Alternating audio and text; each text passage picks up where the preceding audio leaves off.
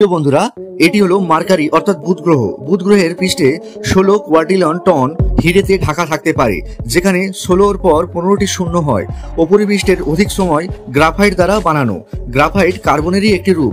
যখন গ্রাফাইটকে উচ্চ চাপ ও গরমে রাখা হয় তখন এটি হিরেতে পরিণত হতে পারে।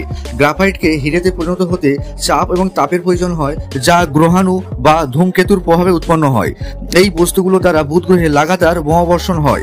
বুধের পৃষ্ঠে হিরের ধুলার মাত্রা অনুমান লাগানোর জন্য বিজ্ঞানীরা এক মডেল অভিক্ষা চালিয়েছিলেন, যার দ্বারা বুধের 300 মিটার বা 984 ফুট গ্রাফাইট মোটা গ্রাফাইট চাদর দ্বারা আবৃত করে দেওয়া হয় বুধ গ্রহের এই মডেলটিকে, এবং যেখানে গ্রাফাইট 4.5 বিলিয়ন সাল প্রভাব মডেলিংতে জানা যায় এর পৃষ্ঠে 16 কোয়াড্রিলিয়ন টন হিরে থাকতে পারে, যা আমাদের গ্রহের ভান্ডারে 16 গুণ।